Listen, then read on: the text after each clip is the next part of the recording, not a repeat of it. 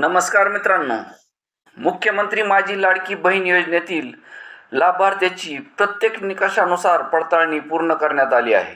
त्यानुसार आतापर्यंत 40,28,000 महिला लाभासाठी अपात्र ठरलेल्या आहेत. याशिवाय नमो शेतकरी महासन्मान निधी योजनेतील सुमारे 14 लाख महिला शेतकरी ज्या लाडकी बहीण योजनेच्या लाभार्थी आहेत त्यांना लाभ दरमहा 1,000 रुपयांनी कमी केला आहे. म्हणजेच त्यांना फक्त 500 रुपयेच मिळणार आहे. कुटुंबाचे वार्षिक उत्पन्न 2.5 लाखापेक्षा ज्यांचे जास्त आहेत त्या महिलांच्या नावापुढे फायनान्शियल स्ट्रॉंग कंडिशन म्हणजेच FSC असा शेरा मारून त्यांना त्यांचा लाभ बंद करण्यात आलेला आहे. विधानसभा निवडणुकीपूर्वी 1 जुलै 2024 पासून सुरू झालेल्या लाडकी बहीण योजनेसाठी ज्यांनी अर्ज केले त्यांना सरसकट काही महिने लाभ देण्यात आला होता. पण योजनेचे निकष कडक असताना देखील अपेक्षेपेक्षा जास्त अर्ज आले. त्यामुळे मागील 5 महिन्यात लाभार्थीची पडताळणी करून पात्र लाभार्थ्याचा शोध घेण्यात आला होता. यामध्ये 2.5 लाखाच्या वर उत्पन्न असणाऱ्या आणि 4 चाकी वाहन असणाऱ्यांचाही समावेश आहे.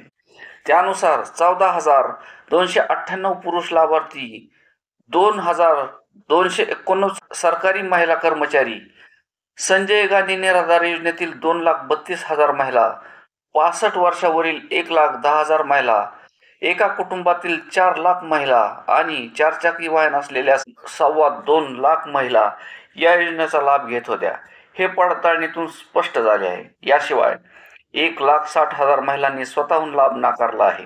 तसेच नमो शेतकरी महासन्मान योजनेतील महिला शेतकरी लाडकी बहीण योजनेत होत्या त्यांचा शोध घेऊन त्यांच्या लाडकी बहीणमधून दरवर्षी 18,000 ऐवजी 6,000 रुपयेच मिळणार आहेत.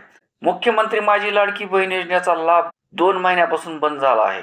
त्यामागील कारण काय अशी विचारणा शेकडो महिला फोनवर अर्जाद्वारे करीत आहेत. पण योजनेच्या निकषानुसार पात्र महिला लाभार्थीचा लाभ बंद झालेला नाही. आता कुटुंबाचे वार्षिक उत्पन्न 2.5 लाखापेक्षा जास्त असतानाही योजनेचा लाभ घेणाऱ्या महिलाच्या नावापुढे त्यांनाही आता लाभ मिळणार नाही. राज्यात आता सध्या एकूण लाभार्थी 2,59,00,000 आहेत. तर यासाठी लागणारी दरमहा रक्कम ही 3,885 कोटी आहे. पडताळणी झाल्यानंतर सध्याची पात्र लाभार्थ्याची संख्या आहे 2 कोटी आणि दरमहा 3,000 कोटी खर्च अपेक्षित आहे. या योजनेचे निकष डावलून 14,298 पुरुषांनी लाडकी बहिणीचा लाभ घेतला होता. त्यांच्यावरही कडक कारवाई करण्यात येणार. याशिवाय 2,289 सरकारी नोकरदार महिलांना योजनेचा लाभ घेतल्याची बाब पडताळणीतून समोर आले आहे. या महिलांकडूनही पैसे वसूल केले जाणार आहेत. धन्यवाद.